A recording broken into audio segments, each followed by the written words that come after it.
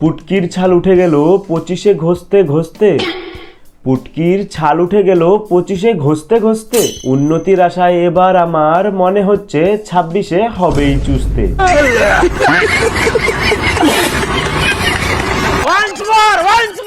মাঠে অনেক গরু থাকে, পুকুরে থাকে হাঁস।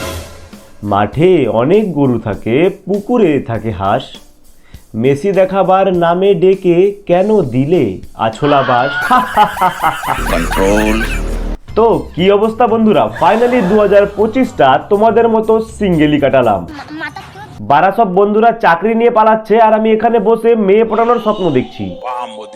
তবে আমি এটাও জানি যে আমারও একদিন না একদিন অবশ্যই হবে গার্লফ্রেন্ড, কারণ চাকরি তো আমার দ্বারা সম্ভবই না।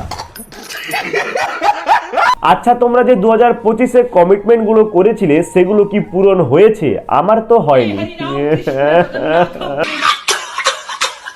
সালা 2024-এ গুগলে রিমাইন্ডার দিয়েছিলাম যে 2026-এর মধ্যে আমি আমার চ্যানেলে 2 লক্ষ সাবস্ক্রাইবার কমপ্লিট করব, আর এখন। তবে আর যাই হোক না কেন, গত 5 বছরের ইউটিউব ক্যারিয়ারে আমি অনেক কিছু শিখতে অবশ্যই পেয়েছি, আর গত 2 বছরে মোটামুটি পয়সাও কামিয়েছি। হ্যাঁ, বেশি কামাইনি, কিন্তু যতটুকু কামিয়েছি সেটা দিয়ে নিজের পার্সোনাল খরচাগুলো তো বের করে নেওয়াই যায়। তবে সেটা বড় কথা নয়, বড় কথা হচ্ছে ফেমাসটা তো তাও হতে পারলাম না।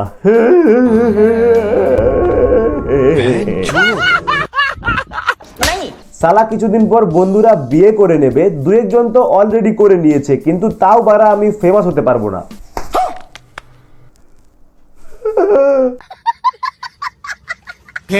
फैमिली देखती है, वरना मैं ऐसे गाली दूं। কিন্তু তাও ভালো, কমসে কম মেসিকে দেখতে গিয়ে পয়সা দিয়ে পুটকি মারা তো খেয়ে আসিনি।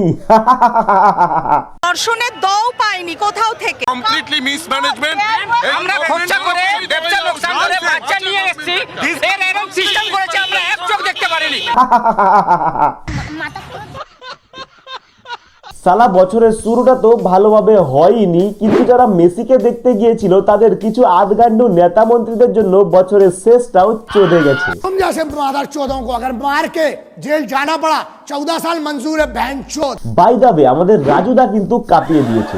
কাল সেই দীর্ঘ প্রতীক্ষার অবসানে, কাল সেই 13 তারিখ, কালকে আমার জীবনের সেই মর্মান্তিক দিন। এদিকে কাজুদা অঙ্ক শিখতে ব্যস্ত, আর ওদিকে রাজুদা মেসির সাথে হাত মিলিয়ে চলে আসলো। যাই হোক, অল্প একটু হ্যান্ডশিপ হয়েছে, যেহেতু ওনাকে টাচ করা বারণ ছিল। এখন দম থাকলে কম্পিটিশন করে দেখা, সালা নুনুমুকু বাদর। এখন আবার তোমরা কমেন্ট করবে যে দাদা শুভশ্রীকে নিয়ে কিছু বললে না। क्यों नहीं? ভাগ্যিস শুভশ্রীদি এসছিল, তাই বলেই তো এত সুবিধাশীল ভাবে ইভেন্টটা ম্যানেজ করা সম্ভব হয়েছে। সঠিক বলেছেন। আর আসবে নাই বা কেন বলো, তাকে মেসি ডেকেছিল বলে কথা, শুভশ্রীদি কি আর না করতে পারে? ওদের পিআর টিম থেকে আমাকে রিকোয়েস্ট করা হয় যদি আমি যুব ভারতীতে যাই তাহলে ওনাদের জন্য খুব সুবিধা হয়। হ্যাঁ, এত উন্নতি, বাপ রে বাপ, কয় কি? তবে আমি যদি হাসি মজাকে সাইডে রেখে দেখি, তাহলে আমি একটা কথাই বলবো, নিরহ মানুষদের পয়সা নিয়ে তাদের ইমোশনের সাথে ছিনিমিনি খেলাটা একদমই ঠিক হয়নি, খুব অন্যায় হয়েছে।